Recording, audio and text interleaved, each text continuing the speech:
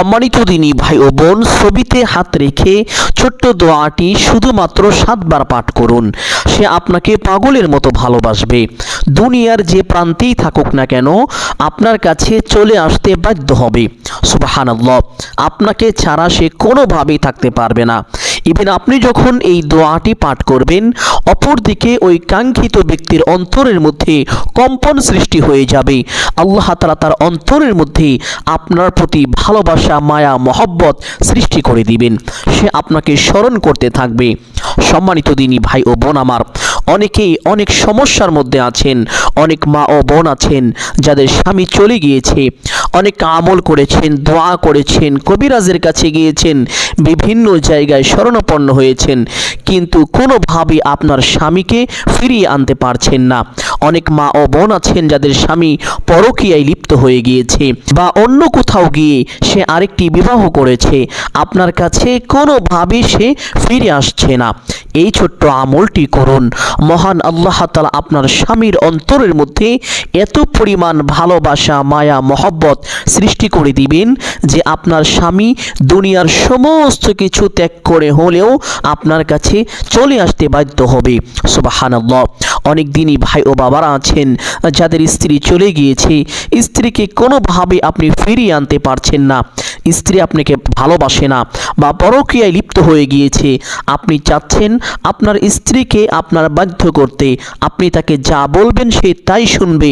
আপনার কথার বাহিরে গিয়ে কোনো সিদ্ধান্ত সে নিবে না। তাহলে এই ছোট্ট আমলটি করুন। মহান আল্লাহ তাআলা আপনার স্ত্রীর অন্তরের মধ্যে আপনার প্রতি এত ভালোবাসা, মায়া, মহব্বত সৃষ্টি করে দিবেন যে আপনার স্ত্রীকে আপনি যা বলবেন সে তাই শুনবে। উঠতে বললে উঠবে, বসতে বললে বসবে। আপনার অনুমতি ছাড়া সে কোথাও যাবে না। এক কথায় সে আপনার বাধ্য হয়ে যাবে। আপনি তাকে যা বলবেন সে অক্ষরে অক্ষরে তা পালন করার চেষ্টা করবে এবং আল্লাহ তাআলা তার অন্তরের মধ্যে আপনার প্রতি পরিপূর্ণ ভালোবাসা, মায়া, মহব্বত সৃষ্টি করে দিবেন। সুবহানাল্লাহ। সম্মানিত দিনী ভাই ও বোন আমার, এই আমলটি কখন করবেন, কিভাবে করবেন, প্রত্যেকটি বিষয় আপনাদেরকে সুস্পষ্টভাবে বলে দিব। সকলেই গভীর মনোযোগ দিয়ে শুনবেন ইনশাআল্লাহ। অনেক দিনই ভাই ও বোনেরা আছেন যারা ভুলবশত কাউকে পছন্দ করেছেন, কারো মায়ায় পড়ে গিয়েছেন বা কাউকে ভালোবেসে ফেলেছেন। আপনি শত শত হাজার হাজার চেষ্টা করার পরেও কোনোভাবেই তাকে ভুলতে পারছেন না। আপনি চাচ্ছেন তাকে আপন করে পাওয়ার জন্য, আপনি হালালভাবেই তাকে পাওয়ার জন্য চেষ্টা করছেন, ব্যর্থ হয়ে যাচ্ছেন, কোনোভাবেই সফল হতে পারছেন না বা আপনার এই সম্পর্ক কেউ মেনে নিতে চাচ্ছে না। আপনিও যদি এই আমলটি করেন, মহান আল্লাহ তাআলা ওই ব্যক্তিকে আপনার জন্য বাধ্য করে দিবেন। সুবহানাল্লাহ। সম্মানিত দিনী ভাই ও বোন আমার, এই আমলটি করার জন্য প্রথমে উত্তম রূপে ওযু করিবেন। ওযুর পূর্বে ছোট্ট দুইটি বিষয় অবশ্যই লক্ষ্য করিবেন। এক নম্বর বিষয় হলো ওযুর পূর্বে ওযুর নিয়ত করা। অনেকে জানেন না ওযুর নিয়ত কিভাবে করতে হয়, অথচ কিতাবের মধ্যে এসেছে ওযুর পূর্বে নিয়ত না করিলে ওযু পরিপূর্ণ হয় না। ওযু পরিপূর্ণ হওয়ার জন্য অবশ্যই ওযুর পূর্বে নিয়ত করিবেন। আপনি আপনার মনে মনে সংকল্পনা করিবেন, এই ধারণা করিবেন যে এখন আমি আল্লাহ তাআলার সন্তুষ্টির জন্য ওযু করছি। তাহলেই আপনার ওযুর নিয়ত হয়ে যাবে। অতঃপর বিসমিল্লাহির রহমানির রহিম পাঠ করে ওযু আরম্ভ করিবেন। কোন ইমাম বলেছেন ওযুর শুরুতে বিসমিল্লাহির রহমানির রহিম পাঠ না করিলে তার ওযু হয় না। এই জন্য ওযুর পূর্বে এই ছোট্ট দুইটি বিষয় অবশ্যই লক্ষ্য করিবেন। এক নম্বরে নিয়ত করা, অতঃপর 2 নম্বরে ওযুর শুরুতে বিসমিল্লাহির রহমানির রহিম পাঠ করে ওযু আরম্ভ করা। অতঃপর আপনি চুপচাপ অনর্থক কথাবার্তা না বলে ওযুটি সম্পূর্ণ করবেন। ওযু সম্পূর্ণ শেষ করে আপনার ডান হাতের শাহাদাত আঙ্গুলটি আসমানের দিকে সোজা করে দিয়ে একটি ছোট্ট কালিমা একবার এইভাবে পাঠ করিবেন। আশহাদু আল্লা ইলাহা ইল্লাল্লাহু ওয়াহদাহু লা শারীকা লাহু ওয়া আশহাদু আন্না মুহাম্মাদান আবদুহু ওয়া রাসূলুহু। কালিমাটি পাঠ করা শেষ করে একটি পবিত্র স্থানে চলে যাবেন। গিয়ে 2 রাকাত সালাতুল হাজত নামাজ এই নিয়মে আদায় করবেন। অনেকেই জানেন না সালাতুল হাজত নামাজ কিভাবে পড়তে হয়, এই নামাজের মধ্যে কোন কোন সূরা পাঠ করিতে হয়, এই নামাজের মধ্যে কোন কোন দোয়া কখন কতবার পাঠ করিতে হয়, এই নামাজের নিয়ত কিভাবে করতে হয়। অল্প সময়ের মধ্যে প্রত্যেকটি বিষয় আপনাদেরকে সুস্পষ্টভাবে বলে দিব। সকলেই গভীর মনোযোগ দিয়ে শুনবেন ইনশাআল্লাহ।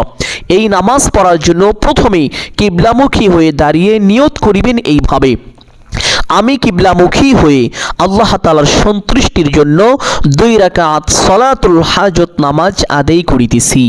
নিয়ত শেষ করে প্রত্যেক নামাজে হাত দুটি যেইভাবে উঠিয়ে থাকেন ঠিক সেভাবেই উঠাবেন। উঠিয়ে আল্লাহু আকবার বলে হাত ছেড়ে দিয়ে বেঁধে ফেলবেন। বাঁধার পরে সানা পাঠ করিবেন এইভাবে: সুবহানাকাল্লাহুম্মা ওয়া বিহামদিকা ওয়া তাবারাকা ইসমুকা ওয়া তাআলা জাদ্দুকা ওয়া লা ইলাহা গায়রুক। সানা পাঠ করার পরে একবার আউযু বিল্লাহ এবং একবার বিসমিল্লাহ এইভাবে পাঠ করিবেন। আউযু বিল্লাহি মিনাশ শাইতানির রাজীম, বিসমিল্লাহির রহমানির রহিম। অতঃপর সূরাতুল আল ফাতিহা শুরু থেকে শেষ পর্যন্ত সহি শুদ্ধ করে একবার এইভাবে পাঠ করিবেন: আলহামদুলিল্লাহি রাব্বিল আলামিন, আর রহমানির রহিম, মালিকি ইয়াউমিদ্দিন, ইয়াকা না'বুদু ওয়া ইয়াকা নাস্তাঈন, ইহদিনাস সিরাতাল মুস্তাকিম, সিরাতাল্লাযীনা আন'আমতা আলাইহিম গায়রিল মাগদুবি আলাইহিম ওয়ালাদ-দাল্লিন। অতঃপর একবার বলবেন আমিন। কিতাবের মধ্যে এসেছে যখন কোনো বান্দা নামাজের মধ্যে সূরা ফাতিহা পাঠ করা শেষ করে একবার বলে আমিন, ওই বান্দার আমিন বলার সাথে সাথে ফেরেশতারাও বলে আমিন। সুবহানাল্লাহ। যখন বান্দার আমিন আর ফেরেশতাদের আমিন বলা একত্রিত হয়ে যায়, মহান আল্লাহ তাআলা ওই বান্দার জীবনের সমস্ত গুনাহ খাতাকে বিনা হিসাবে ক্ষমা করে থাকেন। সম্মানিত দিনী ভাই ও বোন আমার, এই জন্য সূরা ফাতিহা পাঠ করা শেষ করে একবার অবশ্যই মহব্বতের সাথে বলবেন আমিন। অতঃপর বলবেন বিসমিল্লাহির রহমানির রহিম। অতঃপর যেহেতু এটা প্রথম রাকাত, এই জন্য পবিত্র কোরআনুল কারীম থেকে যে কোনো একটি সূরা পাঠ করে নেবেন ইনশাআল্লাহ। আপনাদের বোঝানোর জন্য আমি ছোট্ট একটি সূরা পাঠ করছি: ওয়াল আসর ইন্নাল ইনসানা লাফি খুসর ইল্লাল্লাযীনা আমানু ওয়া আমিলুস সালিহাতি ওয়া তাওয়াসাউ বিল হক ওয়া তাওয়াসাউ বিস সবর। আপনি চাইলে এই সূরাটিও পাঠ করতে পারেন অথবা যে কোনো একটি সূরা পাঠ করে নেবেন ইনশাআল্লাহ। সূরা পাঠ করা শেষ করে আল্লাহু আকবার বলে রুকুতে চলে যাবেন। রুকুতে গিয়ে রুকুর তাসবিহ পাঠ করিবেন কমপক্ষে 3 বার এইভাবে: সুবহানা রাব্বিয়াল আযীম। আপনি চাইলে এই তাসবিহ 5 বার অথবা 7 বার পাঠ করিতে পারেন। তাসবিহটি পাঠ করা শেষ করে সামিআল্লাহু লিমান হামিদা বলে সোজা হবেন। সোজা হওয়ার পরে একটি ছোট্ট দোয়া একবার পাঠ করিবেন এইভাবে: রব্বানা লাকাল হামদ। অতঃপর আল্লাহু আকবার বলে সিজদায় চলে যাবেন। সিজদায় গিয়ে সিজদার তাসবিহ পাঠ করিবেন কমপক্ষে 3 বার এইভাবে: সুবহানা রাব্বিয়াল আ'লা। আপনি চাইলে এই তাসবিহ 5 বার অথবা 7 বার পাঠ করিতে পারেন। তাসবিহটি পাঠ করা শেষ করে একটি ছোট্ট দোয়া পাঠ করিবেন, যেই দোয়া পাঠ করিলে আল্লাহ তাআলা দুনিয়ার সকল কল্যাণ আপনাকে দান করিবেন এবং অকল্যাণ এবং ক্ষতি থেকে আল্লাহ তাআলা নিজ কুদরতি হাতে আপনাকে হেফাজত করিবেন এবং আল্লাহ তাআলা আপনার মনের আশা বাসনা পূরণ করিবেন। আর সেই ছোট্ট দোয়াটি হলো: আল্লাহুম্মা রাব্বানা আতিনা ফিদ দুনিয়া হাসানাহ ওয়া ফিল আখিরাতি হাসানাহ ওয়া কিনা আযাবান নার। দোয়াটি এইভাবে 3 বার পাঠ করিবেন। পাঠ করা শেষ করে আল্লাহু আকবার বলে সোজা হয়ে বসে পড়বেন। বসে 2 সেজদার মাঝখানে একটি গুরুত্বপূর্ণ দোয়া আছে। যদি সেই দোয়াটি পারেন তাহলে অবশ্যই একবার পাঠ করিবেন। যদি না পারেন পাঠ করতে হবে না, কোনো সমস্যা নেই। একটু সময় বসে অপেক্ষা করিবেন। অতঃপর আল্লাহু আকবার বলে আরেকটি সেজদায় চলে যাবেন। সেজদায় গিয়ে সেজদার তাসবিহ পাঠ করিবেন কমপক্ষে 3 বার এইভাবে: সুবহানা রাব্বিয়াল আ'লা। আপনি চাইলে এই তাসবিহ 5 বার অথবা 7 বার পাঠ করিতে পারেন। তাসবিহটি পাঠ করা শেষ করে সেই ছোট্ট দোয়াটি পাঠ করিবেন: আল্লাহুম্মা রাব্বানা আতিনা ফিদ দুনিয়া হাসানাহ ওয়া ফিল আখিরাতি হাসানাহ ওয়া কিনা আযাবান নার। দোয়াটি পাঠ করা শেষ করে আল্লাহু আকবার বলে সোজা হয়ে দাঁড়িয়ে যাবেন। দাঁড়িয়ে হাত দুটি বেঁধে ফেলবেন, অতঃপর বিসমিল্লাহ পাঠ করিবেন একবার এভাবে, বিসমিল্লাহির রহমানির রহিম। অতঃপর সূরাত আল ফাতিহা শুরু থেকে শেষ পর্যন্ত সহি শুদ্ধ করে একবার পাঠ করিবেন ইনশাআল্লাহ। অতঃপর একবার বলবেন আমিন, অতঃপর বলবেন বিসমিল্লাহির রহমানির রহিম। অতঃপর যেহেতু এটা দ্বিতীয় রাকাত, এই জন্য দ্বিতীয় রাকাতে পবিত্র কোরআনুল কারীমের ছোট্ট সূরার মধ্যে অন্যতম অত্যন্ত দামি শক্তিশালী একটি সূরা সূরাত আল ইখলাস তথা কুল হুয়াল্লাহর সূরা। এই সূরাটি একবার এইভাবে পাঠ করিবেন, কুল হুয়াল্লাহু আহাদ আল্লাহুস সামাদ লাম ইয়ালিদ ওয়া লাম ইউলাদ ওয়া লাম ইয়াকুল লাহু কুফুয়ান আহাদ। এই সূরার ব্যাপারে পবিত্র হাদিসের মধ্যে এসেছে, যদি কোনো বান্দা এই সূরাটি একবার পাঠ করে অথবা শোনে, আল্লাহ তাআলা তার আমলনামায় সাথে সাথে 10 পারা কোরআন তেলাওয়াতের সওয়াব দান করেন। কেউ যদি 2 বার পাঠ করে অথবা শোনে, আল্লাহ তাআলা তার আমলনামায় সাথে সাথে 20 পারা কোরআন তেলাওয়াতের সওয়াব দান করেন। কেউ যদি 3 বার পাঠ করে অথবা শোনে, আল্লাহ তাআলা তার আমলনামায় সাথে সাথে 30 পারা তথা 1 খতম কোরআন তেলাওয়াতের সওয়াব দান করেন। সুবহানাল্লাহ। শুধু তাই নয়, এছাড়াও এই সূরার অনেক ফজিলত রয়েছে, এই সূরার অনেক গুরুত্ব মহান আল্লাহ তাআলা বুঝিয়েছেন। এই জন্য সম্মানিত দিনী ভাই বোন, এই সূরাটি দ্বিতীয় রাকাতে অবশ্যই একবার পাঠ করার চেষ্টা করিবেন। যদি একান্তই সূরাটি না পারেন, তাহলে যে কোনো একটি ছোট্ট সূরা একবার পাঠ করিবেন ইনশাআল্লাহ। সূরাটি একবার পাঠ করা শেষ করে আল্লাহু আকবার বলে রুকুতে চলে যাবেন। রুকু থেকে রুকুর তাসবিহ পাঠ করিবেন কমপক্ষে 3 বার এইভাবে, সুবহানা রাব্বিয়াল আযীম। আপনি চাইলে এই তাসবিহ 5 বার অথবা 7 বার পাঠ করিতে পারেন। তাসবিহটি পাঠ করা শেষ করে সামি আল্লাহু লিমান হামিদা বলে সোজা হবেন। সোজা হওয়ার পরে সেই ছোট্ট দোয়াটি পাঠ করিবেন একবার এইভাবে, রব্বানা লাকাল হামদ। অতঃপর আল্লাহু আকবার বলে সিজদায় চলে যাবেন। সিজদায় গিয়ে সিজদা তাসবিহ পাঠ করিবেন কমপক্ষে 3 বার এইভাবে, সুবহানা রাব্বিয়াল আ'লা। আপনি চাইলে এই তাসবিহ 5 বার অথবা 7 বার পাঠ করিতে পারেন। তাসবিহটি পাঠ করা শেষ করে সেই ছোট্ট দোয়াটি পাঠ করিবেন, আল্লাহুম্মা রাব্বানা আতিনা ফিদ দুনিয়া হাসানাহ ওয়া ফিল আখিরাতি হাসানাহ ওয়া কিনা আযাবান নার। দোয়াটি পাঠ করা শেষ করে আল্লাহু আকবার বলে সোজা হয়ে বসে পড়বেন। বসে 2 সিজদার মাঝখানে সেই ছোট্ট দোয়াটি যদি পারেন, তাহলে অবশ্যই একবার পাঠ করিবেন। যদি না পারেন, পাঠ করতে হবে না, কোনো সমস্যা নেই। একটু সময় বসে অপেক্ষা করিবেন, অতঃপর আল্লাহু আকবার বলে আরেকটি সিজদায় চলে যাবেন। সিজদায় গিয়ে সিজদা তাসবিহ পাঠ করিবেন কমপক্ষে 3 বার এইভাবে, সুবহানা রাব্বিয়াল আ'লা। আপনি চাইলে এই তাসবিহ 5 বার অথবা 7 বার পাঠ করিতে পারেন। তাসবিহটি পাঠ করা শেষ করে সেই ছোট্ট দোয়াটি পাঠ করিবেন, আল্লাহুম্মা রাব্বানা আতিনা ফিদ দুনিয়া হাসানাহ ওয়া ফিল আখিরাতি হাসানাহ ওয়া কিনা আযাবান নার। দোয়াটি পাঠ করা শেষ করে আল্লাহু আকবার বলে সোজা হয়ে বসে পড়বেন। বসে প্রথমে তাশাহুদ পাঠ করিবেন একবার এইভাবে, আত-তাহিয়াতু লিল্লাহি ওয়াস সালাওয়াতু ওয়াত তাইয়্যিবাত আসসালামু আলাইকা আইয়ুহান নাবিয়্যু ওয়া রাহমাতুল্লাহি ওয়া বারাকাতুহু আসসালামু আলাইনা ওয়া আলা ইবাদিল্লাহিস সালিহিন আশহাদু আল লা ইলাহা ইল্লাল্লাহ ওয়া আশহাদু আন্না মুহাম্মাদান আবদুহু ওয়া রাসূলুহু। অতঃপর একবার দুরূদ ইব্রাহিম পাঠ করিবেন এইভাবে, আল্লাহুম্মা সাল্লি আলা মুহাম্মাদ ওয়া আলা আলি মুহাম্মাদ কামা সাল্লাইতা আলা ইব্রাহিম ওয়া আলা আলি ইব্রাহিম ইন্নাকা হামিদুম মাজিদ। আল্লাহুম্মা বারিক আলা মুহাম্মাদ ওয়া আলা আলি মুহাম্মাদ কামা বারাকতা আলা ইব্রাহিম ওয়া আলা আলি ইব্রাহিম ইন্নাকা হামিদুম মাজিদ। অতঃপর একবার দোয়ায়ে মাসুরা পাঠ করিবেন এইভাবে, اللهم إني ظلمت نفسي ظلما كثيرا ولا يغفر الذنوب إلا أنت فاغفر لي مغفرة من عندك وارحمني إنك أنت الغفور الرحيم। অতঃপর ডান দিকে একটি সালাম দিবেন এইভাবে, আসসালামু আলাইকুম ওয়া রাহমাতুল্লাহ। অতঃপর বাম দিকে একটি সালাম দিবেন এইভাবে, আসসালামু আলাইকুম ওয়া রাহমাতুল্লাহ। এইভাবে 2টি সালাম দিয়ে নামাজটি শেষ করবেন। সম্মানিত দিনী ভাই বোন, নামাজ শেষ করার সাথে সাথে একবার পড়বেন আল্লাহু আকবার 3 বার, আস্তাগফিরুল্লাহ আস্তাগফিরুল্লাহ আস্তাগফিরুল্লাহ।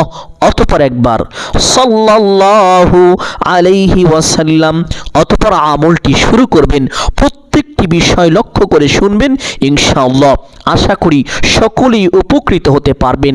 খুবই পরীক্ষিত পাওয়ারফুল একটি আমলের কথা আজ আপনাদেরকে বলছি, যে আমলটি করলে আপনি যেই কাঙ্ক্ষিত ব্যক্তির জন্য এই আমলটি করবেন, ওই ব্যক্তি দুনিয়ার যেই প্রান্তেই থাকুক না কেন সে আপনার কাছে চলে আসতে বাধ্য হবে ইনশাআল্লাহ।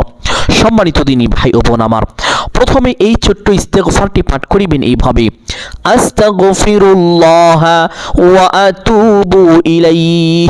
পবিত্র হাদিসের মধ্যে এসেছে, যেই ব্যক্তি এই ইস্তেগফারটি পাঠ করিবে আল্লাহ তাআলা তাকে বিশেষ 5টি সম্মান, বিশেষ 5টি পুরস্কার দান করিবেন। সুবহানাল্লাহ। 1 নম্বর পুরস্কার, আল্লাহ তাআলা তার জীবনের গুনাহ খাতা ক্ষমা করে দিবেন। 2 নম্বর পুরস্কার, আল্লাহ তাআলা তার জীবন থেকে সকল অভাব অনটন দুঃখ কষ্ট দূর করে দিবেন। 3 নম্বর পুরস্কার, আল্লাহ তাআলা তাকে অঢেল ধন সম্পদ দান করিবেন, অর্থাৎ চতুর্দিক থেকে টাকা পয়সা ধন দৌলত দিয়ে সাহায্য করিবেন। সুবহানাল্লাহ। অনেকে অভাবগ্রস্ত, ঋণগ্রস্ত, লক্ষ লক্ষ কোটি কোটি টাকা ঋণ করে ফেলেছেন। এই জন্য উঠতে বসতে চলতে ফিরতে যদি এই ছোট্ট ইস্তেগফারটি বেশি বেশি পাঠ করিতে পারেন, আল্লাহ তাআলা জীবনের সকল অভাব অনটন দূর করে দিবেন এবং অঢেল ধন সম্পদ দিয়ে আপনাকে সাহায্য করিবেন। 4 নম্বর পুরস্কার, আল্লাহ তাআলা আপনাকে সন্তানাদি দিয়ে সাহায্য করিবেন। অনেকে আছেন যাদের সন্তানাদি হয় না, অনেক ডাক্তার দেখিয়েছেন, কবিরাজ দেখিয়েছেন, বিভিন্ন রকমের চিকিৎসা নিয়েছেন, অনেক আমল করেছেন, অনেক দোয়াও করেছেন, কোনোভাবে সন্তান হচ্ছে না। বেশি বেশি ইস্তেগফার পাঠ করিলে আল্লাহ তাআলা আপনাকে অতি দ্রুত নেককার, সলিহিন, দিনদার, ফরহেজগার সন্তান দান করিবেন, যেই সন্তান দুনিয়া ও আখিরাতে প্রত্যেকটি জায়গায় আপনার জন্য কল্যাণকর হবে। সুবহানাল্লাহ। সম্মানিত দিনী ভাই বোন আমার, 5 নম্বর পুরস্কার, মহান আল্লাহ তাআলা আপনাকে নিরাপদে জান্নাতে পৌঁছে দিবেন, জান্নাতের নহর থেকে আপনাকে শরবত পান করাবেন। এই বিশেষ 5টি পুরস্কার যদি আপনি পেতে চান, তাহলে উঠতে বসতে চলতে ফিরতে যখনই সময় পাবেন ইস্তেগফারটি বেশি বেশি পাঠ করিবেন। আস্তাগফিরুল্লাহ ওয়া আতুবু ইলাইহি। আমলের সময় কমপক্ষে 11 বার এইভাবে পাঠ করিবেন ইনশাআল্লাহ। ইস্তেগফারটি পাঠ করার পরে এই দুরূদটি পাঠ করিবেন, আল্লাহুম্মা সাল্লি আলা মুহাম্মাদ ওয়া আলা আলি মুহাম্মাদ কামা সাল্লাইতা আলা ইব্রাহিম ওয়া আলা আলি ইব্রাহিম ইন্নাকা হামিদুম মাজিদ। اللهم بارك على محمد وعلى آل محمد كما باركت على إبراهيم وعلى آل إبراهيم إنك حميد مجيد। দুরূদটি আমি যেভাবে পাঠ করেছি ঠিক এভাবে পরিপূর্ণ মহব্বতের সাথে 11 বার পাঠ করিবেন ইনশাআল্লাহ।